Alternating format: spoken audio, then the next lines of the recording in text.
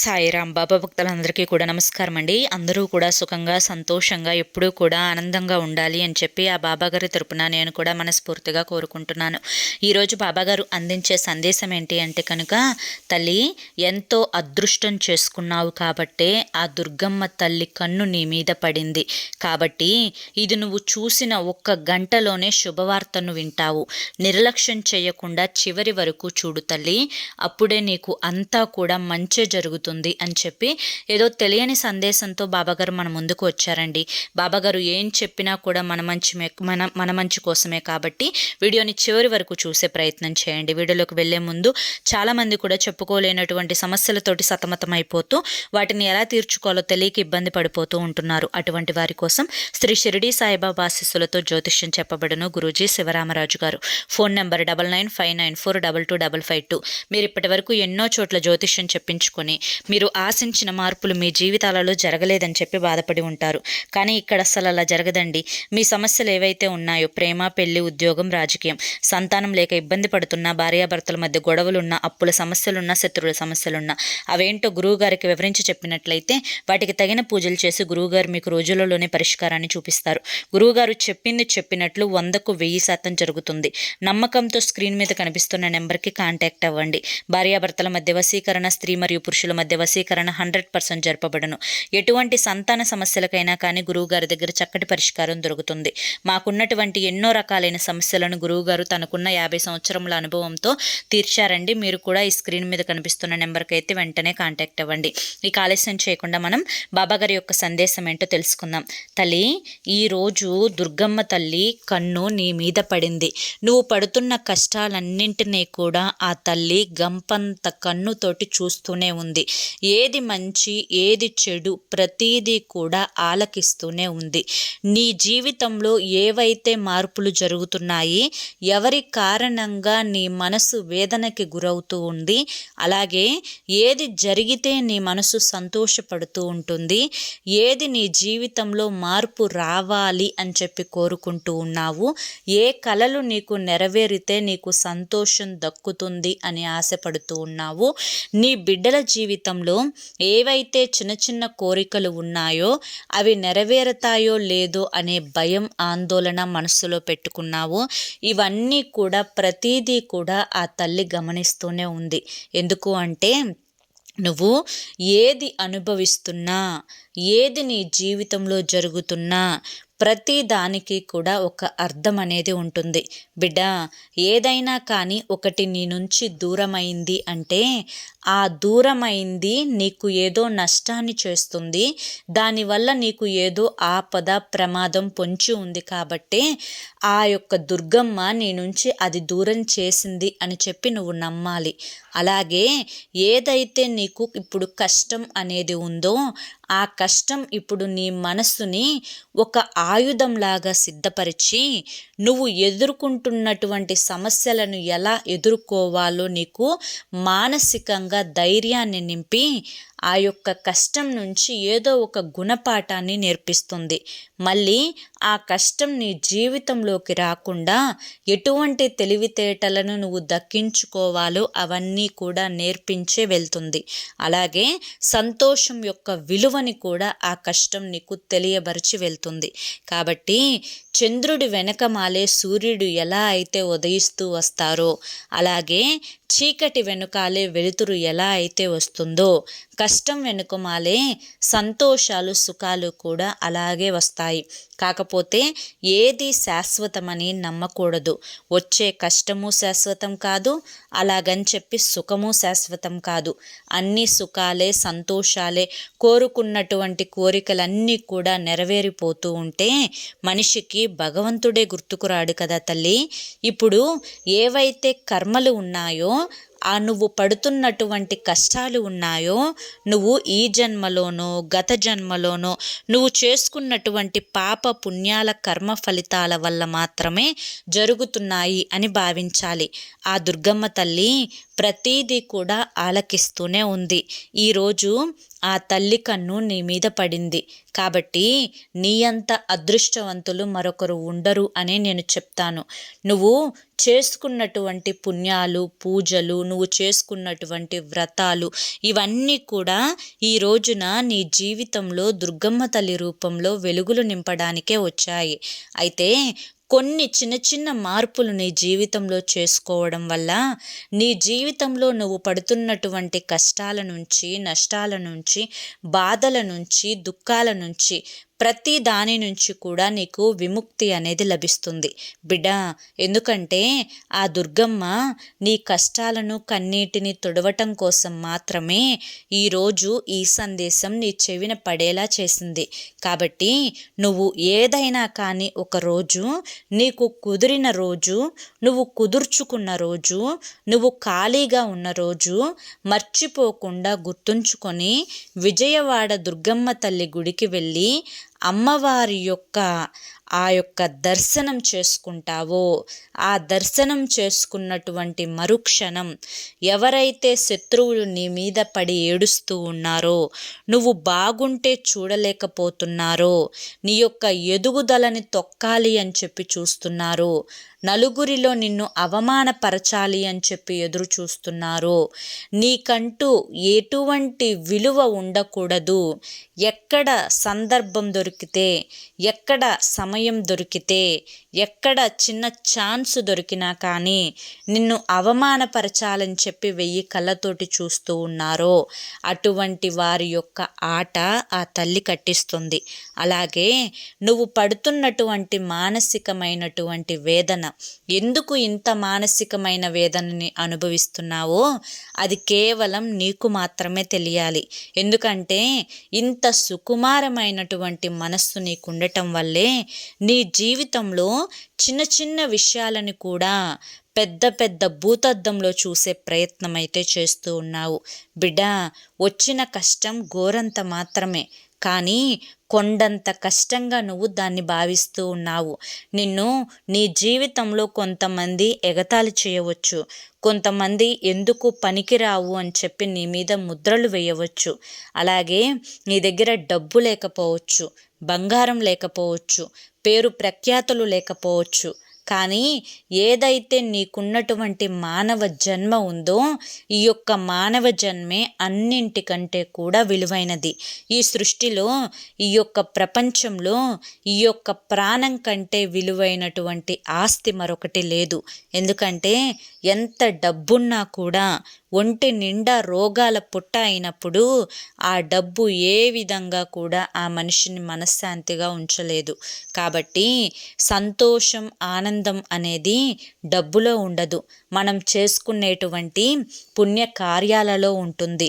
ఎప్పుడూ కూడా పాజిటివ్గా ఆలోచించాలి, అందరి మంచి కోరుకోవాలి, ఎవ్వరిని కూడా నెగిటివ్గా ఆలోచించకూడదు, మనసుని ఎప్పుడూ కూడా నెగిటివ్గా మార్చుకోకూడదు.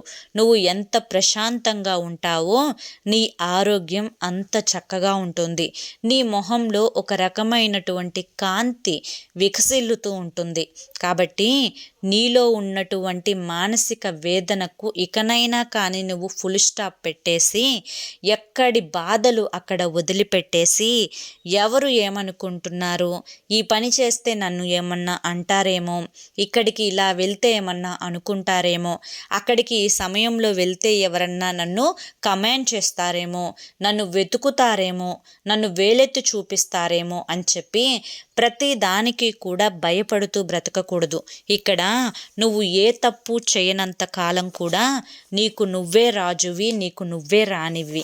కాబట్టి నువ్వు ఒకరి కింద తల దించుకొని బ్రతకాల్సిన అవసరం లేదు.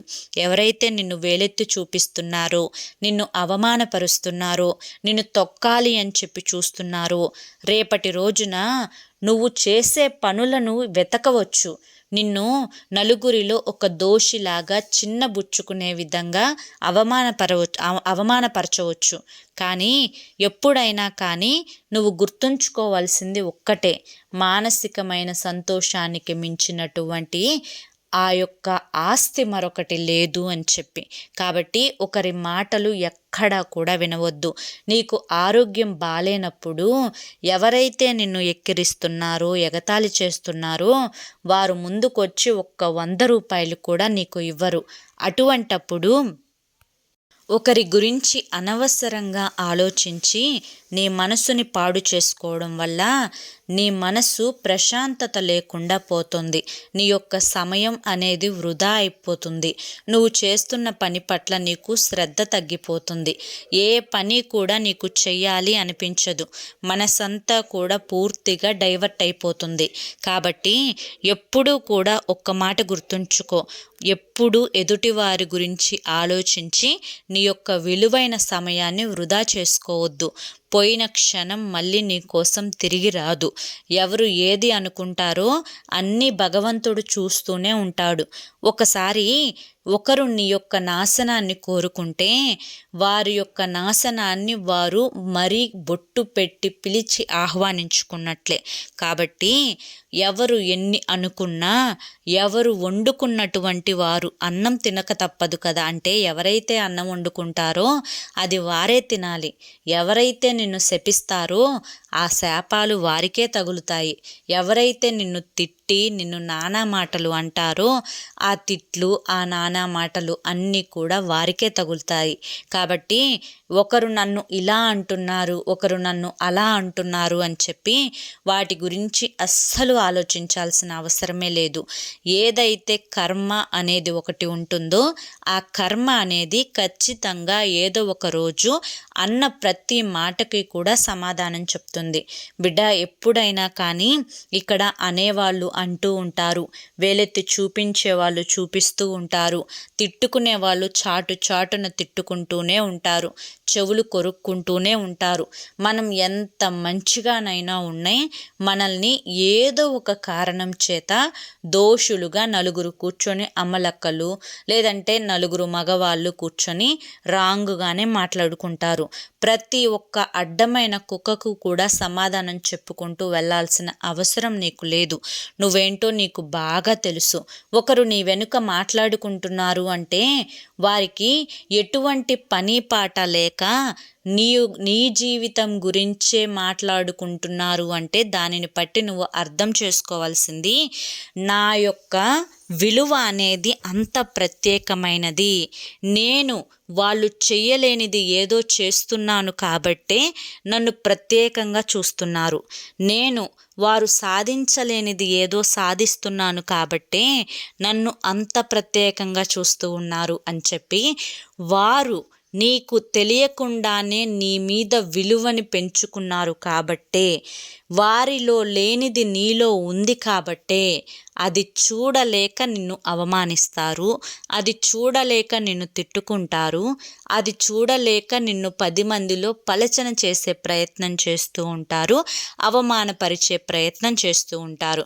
అటువంటి అడ్డమైన వెనకమాల ఉండి మాట్లాడుకునేటువంటి కుక్కల గురించి నువ్వు ఆలోచించాల్సిన అవసరం లేదు అని చెప్పి, నవ్విన నాపచేనే పండుతుంది అని చెప్పి, ఇటువంటి ఆలోచనలతోటి మనసుని పాడు చేసుకోకుండా చేసే పనుల పట్ల శ్రద్ధను వహించి నీ యొక్క కుటుంబం పట్ల బాధ్యతగా ఉండగలిగితే నీ యొక్క జీవితం ఏదైతే నువ్వు అందంగా ఒక పరిచిన విస్తరాకులాగా చక్కగా రుచిగా ఉండాలి అని చెప్పి అనుకుంటున్నావు, ఆ విధంగా నీ జీవితం మారుతుంది. నువ్వు ఈర్ష్యగా ఉన్నావు, లేదంటే ఒకరి యొక్క పతనాన్ని కోరుకున్నావు, లేదా ఒకరి యొక్క ఎదుగుదలని చూడలేకపోతున్నావు అంటే కనుక మతిలో ఏదైతే అనుకుంటావో గతిలో అదే జరుగుతుంది అని ఆ మాట ఎప్పుడో వినే ఉంటావు కదా తల్లి. అది నీ జీవితంలో వర్తిస్తుంది. కాబట్టి మతిలో ఎప్పుడూ కూడా మంచే జరుగుతుంది అని చెప్పి అనుకోవాలి. కాబట్టి అలా అనుకుంటే నీ జీవితంలో నీకు అంతా కూడా మంచే జరుగుతుంది. బిడ్డ, ఇక్కడ ఎవ్వరూ కూడా వారి యొక్క జీవితాన్ని అదృష్టకరంగా ఉండే విధంగా రాసుకొని వారి యొక్క జీవితాన్ని నిర్మించుకొని వారు ఒక సేఫ్ జోన్ని ఏర్పరచుకొని భూమి మీదకి దిగలేదు. అందరూ పైకి బాగానే కనిపిస్తారు, కానీ ఎవరినైనా కదిలించి చూడు, ఒక్కొక్కరికి ఎన్నో మహాభారతాలు ఉన్నాయి, ఎన్నో కష్టాలు ఉన్నాయి, ఎన్నో బాధలు ఉన్నాయి. కొన్ని చెప్పుకునేవి, కొన్ని చెప్పుకోలేనివి. కొంతమంది నాకు ఈ కష్టం ఉంది, నాకు ఈ బాధ ఉంది అని చెప్పి బయటపడి చెప్పుకుంటూ ఉంటారు. మరి కొంతమంది ఏముందిలే చెప్తే ఉపయోగమా, ఏమన్నా వస్తుందా, ఎందుకు అనవసరంగా ఈ ఉన్న పరువు కూడా పోగొట్టుకోవడం అని చెప్పి సైలెంట్గా ఉండిపోతారు. కాబట్టి చెప్పిన వారికి ఉపయోగం ఏమీ ఉండదు, చెప్పని వారికి నష్టమేమీ ఉండదు. ఏది ఎలా ఎప్పుడు ఏ విధంగా జరగాలని చెప్పి రాసిపెట్టి ఉందో అది అప్పుడు అలా ఆ విధంగానే జరిగి తీరుతుంది. ఒకదాన్ని నువ్వు మార్చలేనప్పుడు దాని గురించి ఆలోచించి నీకు ఉపయోగం ఏముంది చెప్పు? నీ యొక్క సమయం వృధా తప్ప. కాబట్టే ఆ తల్లి నీతో చెప్పాలి అనుకుంటున్న మాటలు కూడా ఇవే. బిడ్డ, ఎప్పుడూ కూడా దేని గురించి ఆలోచించకు, మనసుని ప్రశాంతంగా ఉంచుకోవాలి. మనసులో ఎటువంటి కల్మషం ఉంచుకోకూడదు, ఎటువంటి ఈర్ష్య అసూయలు అనేవి ఉంచుకోకూడదు. నువ్వు నలుగురితో నవ్వుతూ పలకరించగలిగితే పలకరించు, లేదా ఒంటరిగా ఉన్నా కానీ సంతోషం వైపు అడుగులు వేసుకునే ప్రయత్నం చెయ్యి. ఎప్పుడైనా కానీ ఏదైతే నిన్ను ఆకర్షిస్తూ ఉందో, మంచి అనేది చెడు ఆకర్షించినంత స్పీడ్గా ఆకర్షించదు అన్న విషయాన్ని గుర్తుంచుకోవాలి. మన అనుకున్న వాళ్ళు మనతో ఏ విధంగా ఉంటారు, పరాయి వాళ్ళు అనుకున్న వారు మనతో ఏ విధంగా ఉంటారు అనేది ప్రతిదీ కూడా నీకు బాగా తెలుసు. ఎవరైతే కేవలం వారి యొక్క అవసరాల కోసం మాత్రమే నిన్ను వాడుకుంటున్నారో, ఎవరైతే నిన్ను కేవలం వారి యొక్క స్వార్థం కోసం మాత్రమే అడ్డు పెట్టుకుంటున్నారో, ఇవన్నీ కూడా నీకు ప్రతిదీ కూడా తెలుసు. కాబట్టి ఈ యొక్క తెలిసిన వాటిని కూడా, తెలిసిన వాళ్ళని కూడా ఒకసారి వారి చేతిలో నువ్వు మోసపోయి కూడా మళ్ళీ మోసపోవడానికి నువ్వు సిద్ధంగా ఉన్నావు అంటే కనుక అది ముమ్మాటికి కూడా నీ తప్పే అవుతుంది. ఇక్కడ ఈ యొక్క జగన్నాటకంలో, జీవితం అనే ఈ యొక్క జగన్నాటకంలో ఎవరి పాత్రను వాళ్ళు చాలా పర్ఫెక్ట్గా పోషిస్తున్నారు. ఇక్కడ ఒక్కొక్కరికి కూడా నంది అవార్డు గ్రహీతలు కూడా ఉన్నారు. లేని ఏడుపులు తెచ్చుకోవడాలు, లేని బాధలు చెప్పుకోవడాలు, ఎవరు దిష్టి పెడతారు అని చెప్పి భయపడిపోతూ ఉన్నా కూడా దాచుకోవడాలు, ఇలా రకరకాల మనుషులని కూడా నువ్వు జీవితంలో చూస్తూనే వచ్చావు. కాబట్టి నీకు స్కూల్లో నేర్చుకున్న పాఠాల కంటే కూడా ఈ యొక్క జీవితం అనే పాఠశాలలో నేర్చుకున్నటువంటి గుణపాఠాలే చాలా ఎక్కువగా ఉంటాయి. కాబట్టి ఆ తల్లి నీకు చెప్పాలి అనుకుంటున్నది ఒక్కటే, ఏంటి అంటే కనుక ఏదైనా కానీ ఒక శుక్రవారం రోజు కానీ, ఆదివారం రోజు కానీ, మంగళవారం రోజు కానీ నువ్వు విజయవాడ వచ్చి నా యొక్క దర్శనం చేసుకొని, కుదిరితే నా మెట్లకు పూజ చేసుకుంటూ నా యొక్క దర్శనాన్ని చేసుకుంటే కనుక నీకున్నటువంటి కష్టాలు, బాధలు, కర్మలు అన్నీ కూడా తీరిపోతాయి. నువ్వు ఏదైతే నీ జీవితంలో నువ్వు అనుకున్నటువంటి లక్ష్యం ఉందో, ఏదైతే నువ్వు పనులు చేయాలి అనుకుంటున్నావో, దానికి నీ శరీరం అనేది సహకరించక ఇబ్బంది పడిపోతూ ఉన్నావో అటువంటి సమస్యలు, అలాగే ఏదైతే ఎవరికైతే నువ్వు శుభకార్యం జరిపించాలి అనుకుంటున్నావో అటువంటి శుభకార్యం, నీ బిడ్డలు ఎవరైతే మంచి చదువులో, మంచి ఉద్యోగాలలో సెటిల్ అవ్వాలి అని చెప్పి అనుకుంటున్నారో అటువంటి ఉద్యోగాలు, ఇలా ప్రతిదీ కూడా చెప్పుకుంటూ పోతే నీకు అంతా కూడా అనుకూలంగానే జరుగుతుంది బిడ్డ. కాబట్టి ఎప్పుడూ కూడా ఆ దుర్గమ్మ తల్లి యొక్క ఆశీస్సులు, ఆ అమ్మవారి యొక్క ఆశీస్సులు నీ మీద నిండుగా ఉండాలి అంటే కనుక ఇంట్లో నిత్యం దీపారాధన చేసుకో. ప్రతి శుక్రవారం కుదిరినట్లయితే సంధ్యా సమయంలో కుంకుమ పూజ చేసుకునే ప్రయత్నం చెయ్యి. అలాగే అమ్మవారి యొక్క అష్టోత్తర నామాలు చదువుతూ ఉండు. ఎప్పుడూ కూడా అమ్మవారిని దర్శించుకుంటూ ఉండు. నీకున్నటువంటి భయం, టెన్షను, ఆందోళన, కంగారు ఇవన్నీ కూడా తగ్గిపోయి మనసంతా కూడా ప్రశాంతంగా, ఆనందంగా ఉంటుంది. నువ్వు అనుకున్న పనులు అనుకున్నట్లు సక్రమంగా నెరవేరుతాయి బిడ్డ. అందుకే చెప్పాను, దుర్గమ్మ తల్లి కన్ను నీ మీద పడింది. ఇక నుంచి 1 గంటలో కాదు తల్లి, ప్రతి క్షణం కూడా నీ జీవితం ఆనందమయంగా మార్చుకునే అదృష్టం ఏదైతే ఉందో అది కేవలం నీ చేతుల్లో మాత్రమే ఉంది. ఇటు మంచి చేసుకోవాలి అన్నా నీ చేతుల్లోనే ఉంది, ఇటు చెడు జరగాలి అన్నా కూడా నీ చేతుల్లోనే ఉంది. కాబట్టి అన్నింటికీ కూడా కర్త, కర్మ, కర్మ క్రియ అన్నీ నువ్వే కాబట్టి నువ్వు ఏదైతే జరగాలి అనుకుంటున్నావో అదే జరుగుతుంది. దేని గురించి అతిగా ఆలోచించకుండా ప్రశాంతంగా జీవితంలో ముందడుగు వేయి, నీకు శుభం జరుగుతుంది అని చెప్పి ఈరోజు దుర్గమ్మ తల్లి మనకి ఒక మంచి అనుభవాన్ని, అలాగే ఒక మంచి జీవిత సత్యాన్ని కూడా అందించారండి. మరి ఈరోజు దుర్గమ్మ తల్లి ద్వారా మనకి బాబాగారు అందించిన ఈ సందేశం మీ అందరికీ కూడా నచ్చింది, అర్థమైంది అని చెప్పి అనుకుంటున్నాను. నచ్చింది, అర్థమైంది అని చెప్పి అనిపిస్తే ఈ వీడియోకి ఒక లైక్ ఇవ్వండి. లైక్ ఇచ్చిన వెంటనే హైప్ అని వస్తుంది, హైప్ ఇవ్వండి. కింద కామెంట్ సెక్షన్లో ఓం సాయిరామ్ అని చెప్పి టైప్ చేయడం మాత్రం అసలు మర్చిపోవద్దు. మొదటిసారి మన సాయి పిలుపు ఛానల్లోకి వచ్చినట్లయితే మన ఛానల్ని సబ్స్క్రైబ్ చేసుకుని సపోర్ట్ చేయండి. మరి రేపు మరొక మంచి వీడియోతోటి మళ్ళీ కలుసుకుందాం.